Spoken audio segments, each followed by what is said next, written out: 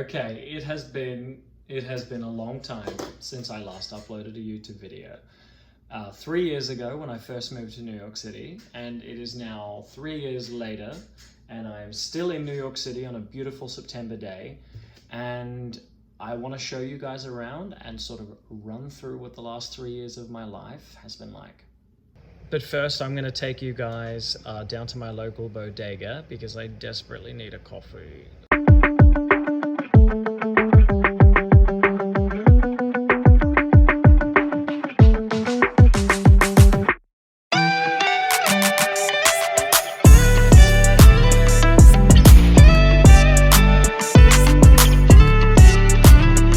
Alrighty, we're on the way to the bodega, which is just around the corner. When I got this new tripod, it came with this like remote battery, which is supposed to like turn on my camera, and half the time it doesn't even work. I gotta say, it feels really weird walking around vlogging again, especially after so long. All the weird looks I used to get in Melbourne when I first started doing it years ago, and just, I don't know, it didn't feel super like natural to me. But anyway, this is my ultimate favorite bodega that I've been going to for like the past year, and I love it. Can I grab a large vanilla iced latte, regular milk and 2 sugars, thank you? I got the coffee. I guess we'll go back inside. The streets of the city are just so goddamn loud. Oh my goodness. Bye, man. We have our own security box. Feels nice. Okay, so I'm perched up in my living room now, and why am I uploading a YouTube video out of the blue? And I think the answer is I really started getting into vlogging, you know, very basically back in the day before I moved to the US. And then when I got here and I got involved at school, at the Atlantic Acting School, you know, it's just sort of, you get sucked into that world. You know, I didn't really have the resources or the time to go out and do a vlog. Although I have done a lot of traveling. I've been working on a lot of films. The school experience was amazing, like many highs, many lows. You know, it is acting school. That sort of stuff just happens. But overall, I'd say that my experience in New York City has been absolutely life-changing. Like the people I've met, who are some of my absolute best friends, the things I've been able to do, the opportunity is limitless when it comes to film and theater and business and entrepreneurship and all that sort of stuff. And I'm very proud of the fact and very lucky that I've been able to come here and do this stuff. So I really am like absolutely and eternally grateful. So 60% of my Atlantic Acting School experience ended up being online because of obvious reasons. So I started in August of 2019. So my first semester was in person, and then halfway through second semester, COVID happened. And then all of my second year was online. And then my final semester, which was the end of last year, was in person, which was awesome. And in acting school, you know, the first 2 years, you do voice classes, you do speech classes, you do your acting classes, you watch a lot of shows, and I did scenes from this, and I can't find the other plays, but at least like 15 to 20 different scenes that I did in those first 2 years, and it's a lot of work that I'm very proud of. And then my favorite semester was probably the most recent one that I did, it's called C5 at Atlantic. And the fact that it was in person again, and I got to do a full-blown show on stage called 12 Ophelias, where I played Rude Boy / Hamlet. It's like Hamlet set in Purgatory, which was a really awesome play. I got to produce our company theater show of Pride and Prejudice, which was, you know, was a really fun experience. I'd never produced a play before. It was a lot of work. But we had casting classes and all of these things that we hadn't done in the previous semesters, more of like the step into, okay, what's the next real work that we can go into?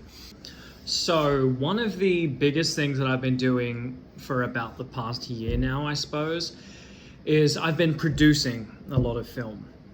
So I've been doing work with a company called Kunsthaus Productions, which one of my best friends, Bella, she started the company, and my mate Ian does like the DP work, and I've been producing it. So far we have made this, this, this, this, this, and then this is going to be coming up very soon, which I'm excited for.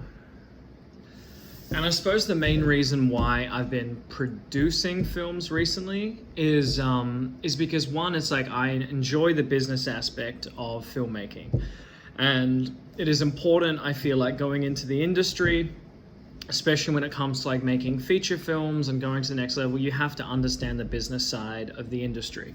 But a lot of people are like, Nathan, you just like graduated acting school. Like, why aren't you acting right out of acting school?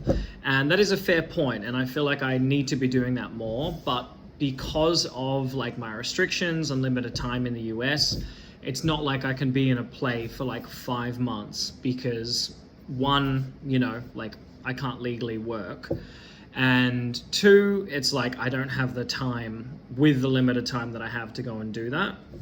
And I definitely feel some ways like creatively bankrupt, because it's like, you know, at least at this stage, it's like producing films, like it's like you keep everything together. Like it's a very, very important role in terms of you are kind of like the person or the few people who are holding all the strings together for all the teams to make sure that the film that you are making happens. But it can be very, very tiring, and I feel like, you know, there are some things I want to do myself that I'd rather produce my own work, allowing me to be a little bit like more artistic in my own way without having to necessarily just be all businessy. Now, in terms of like traveling, since I've been here, I've been to 24 states in the US. So I've been to Massachusetts a bunch, so like Boston. I've spent 2 of my New Year's down in North Carolina because one of my best mates is from NC and I absolutely love it. Been down to Miami, been to Vegas, been over to California and all that sort of stuff. And in fact, in January of 2020, I did something called my US West Coast Challenge, where I went from Seattle all the way down to San Diego over a 2-week period with only $500 cash, where I raised money for Action Against Hunger USA and fed homeless people along the way. So I didn't have any credit cards or anything like that with me, and I wish that I like properly vlogged it and put it on YouTube. Instead, I did the whole thing via like Instagram stories and Instagram posts, which is like fine. But if I was to do that again, I would probably do it in like a vlogging series. And it was really challenging. It was really, really challenging. Like not knowing where you're gonna stay the night, using couch surfing, just walking around like Portland, Oregon with no money. And definitely the inspiration for that challenge was definitely Simon Wilson, who has been a massive inspiration for some of my like ideologies about life and ways I want to challenge myself, even if it doesn't mean like sneaking into so many things. Now, another company I've been doing work for these past few years is a company called TCG Arts. And the CEO is my buddy Chris, and it is like a non-for-profit company which helps artists in New York City sort of grow themselves to like another level, just sort of like a little bit of a step up for them by providing, you know, like really cheap photo opportunities that they can use for headshots. This show event we've been doing called Welcome to the Stage, where people can sign up and do anything they want, whether it is stand-up comedy or a dance routine or singing or poetry or whatever. That's been a lot of fun. And we also did a film called Song of Myself in 2020, which was a really good experience to be a part of. I mean, dude, like, New York, like, it's hard to put words on to moving to New York City because, like, it is the craziest thing. Like, I remember hopping on that plane, going across the entire Pacific Ocean and landing in New York City, not knowing a single person on the entire continent, not knowing one person. and I was just so excited for it. But like, it is like a totally different world, just like a random 21-year-old guy from Melbourne who had been saving up money to move to the US for so long, and it's insane. It's insane. Like, I feel like I know New York like the back of my hand. Maybe I'll like put up a map of like all the different places that I've lived in the city. So I've lived in Jackson Heights in Queens, Sunnyside, Queens, Washington Heights in Manhattan. I've lived in Chelsea, Manhattan twice, which is where my school was. And I've lived in West Harlem, and now I live in East Harlem. So I have been all over the place over the last 3 years, so 7 spots. And each sort of neighborhood is completely different from like anything else. Like, each neighborhood has its own people, its own vibe. And every block of this city, there is something different. Like, one block can be pretty safe, the next block could be not safe, and it's just like, it's fine. And there are so many stereotypes of certain areas in the city that just aren't true. Like, Harlem really isn't what Harlem used to be, basically. It's like, I'm very much used to it now, and I know it's not the same as what it was like 30 years ago, but I still enjoy it. I keep changing positions just because, I don't know, I'm getting restless sitting in the same spot. But like, moving to New York has definitely been like the greatest thing of my life, in the sense where it's like, it's helped me grow to an entirely different level, like a level I never thought possible. And when I say like it's had its high highs, I mean it. And when I say it's had its low lows, I mean it. New York can be the kind of place where it can swallow you whole and spit you right back out. And I feel like I've held my ground somewhat well in New York, but I definitely know what it's like to go through the absolute pit's hell end of being in a concrete jungle, especially going through the winters. And whether it's going through some kind of like emotional breakdown or whatever, it's just like, those are the kind of things that help you grow. You can't have the high positives without having the sort of scary, emotional hardships. Like, you need to have the yin and the yang in order to grow.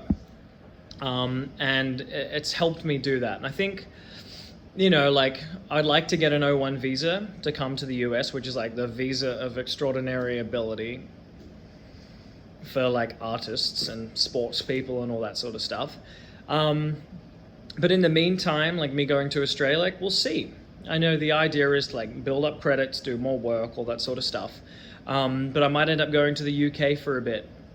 I don't know. I guess that's part of the reason why I want to do this again. Maybe. I did a very recent trip to Australia, which was really nice to see all the family. Like, it'd been literally 2 years since I'd seen my family, which is a crazy thought, to not see my mom and my grandparents. And my dad was actually in Greece at the time, so I still haven't seen him in over 2 years. And it was good to sort of have that reconnection with home, because at least for me, I'd felt like I had a lot of this resentment towards Australia. And even though Australia is an amazing place, I just sort of felt stuck there in some ways. And I wanted that trip to sort of be like it's okay to be okay where you're from, and that any trauma or things you've gone through in the past, it can't touch you anymore. And I don't have any like direct bloodline family members in the US. And it's nice to go home and just be with the family and feel that love and be okay with giving love back. And I'm proud of that experience. Like, my grandpa, Papa, he took me out to the Grampians, and my mate Jack came along to Australia with me. We did the Grampians, we went around Melbourne, we went to Rosebud. We did like a bunch of different like little travels. We were in Sydney for 3 days. We did Fiji for 2 days. And it was just kind of like a travel experience that I needed, because the rule is in New York, like, you either, when you get here, you either love it or you hate it. And for me, I'm a very hustle bustle person, so I love it.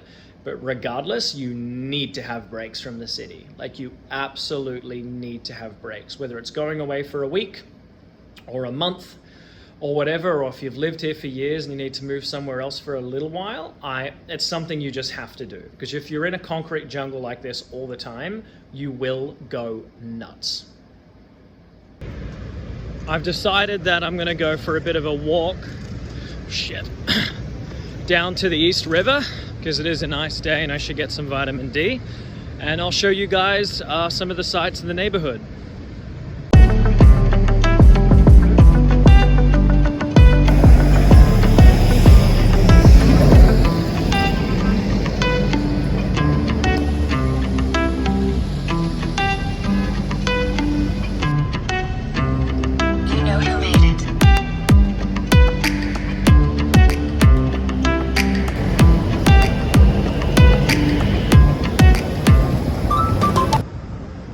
So here we are on the East River, which is really, really nice.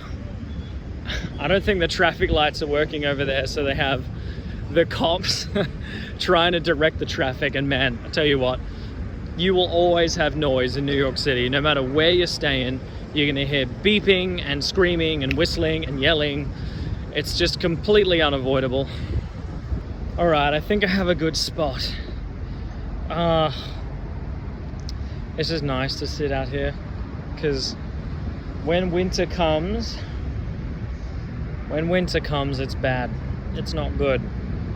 But I am looking forward to going to Australia in November, so I can spend a Christmas and a New Year's with the family, which I haven't done in ages, to get out of the cold. Because New York, I tell you what, all of the avenues become wind tunnels, and it is so freezing. And when you go down the streets, which are like parallel across Manhattan, that's where it's kind of like a little bit warmer because the wind doesn't blow down that way. Also, I'm sitting near vomit. Like, oh God. It definitely feels weird doing a vlog again. I wonder what the editing's gonna be like for this video, because it's been a while since I have like personally edited something. And I think I'll leave the video there, because it doesn't need to be anything more extravagant. I mean, like, I guess subscribe if you want to. We'll see where this takes us. Leave a like on the video. I don't know. Have a good day.